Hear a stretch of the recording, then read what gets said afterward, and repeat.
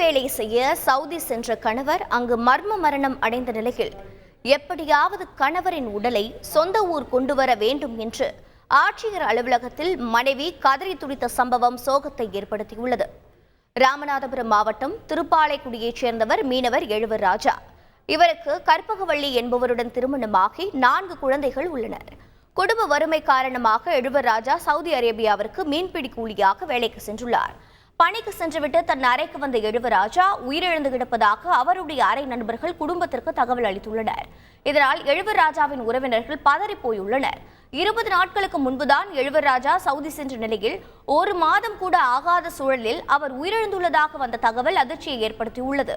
இதையடுத்து எழுவராஜா உடலை தாயகம் கொண்டுவர மத்திய மாநில அரசுகள் நடவடிக்கை எடுக்க வேண்டும் என்றும் அவருக்கு உரிய இழப்பீடு பெற்றுத்தர நடவடிக்கை எடுக்க வேண்டும் எனவும் அவரது உறவினர்கள் மற்றும் மீனவர்கள் ஏராளமானோர் மாவட்ட ஆட்சியரை நேரில் சந்தித்து கோரிக்கை மனு அளித்தனர். மனைவி கற்பகவள்ளியும் உறவினர்களும் கதறி எழுத காட்சி கலங்க வைத்தது.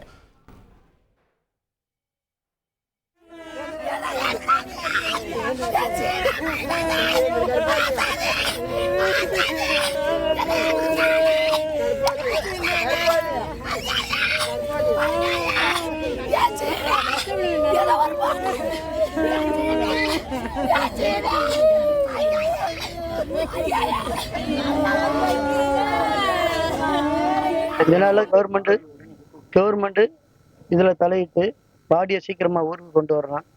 பாவம் அந்த கஷ்டப்பட்ட குடும்பத்துக்கு கண்டிப்பா முதலமைச்சர் மாண்புமிகு முதலமைச்சர் அவங்க கண்டிப்பா நிவாரணம் வழங்கி அவங்களுக்கு உதவியா இருக்கணும்னு சொல்லிட்டு எங்க கிராமத்து சார்பா நாங்க கேட்கிறோம். என்னுடைய கஷ்டத்துல என் புருஷன் போன மீன் பிடிக்க என் புருஷனை தமிழ்நாட்டு கொண்டு வந்து சேர்த்துருங்க. எனக்கு அது ஐயா நான் கஷ்டப்பட்டேன். எனக்கு ஒண்ணு தெரியாது.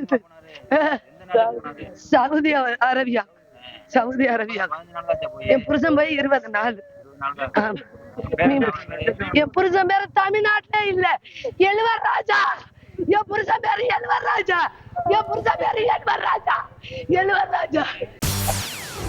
செய்திகளை உடனுக்குடன் தெரிந்து கொள்ள உடனே சப்ஸ்கிரைப் பண்ணுங்க.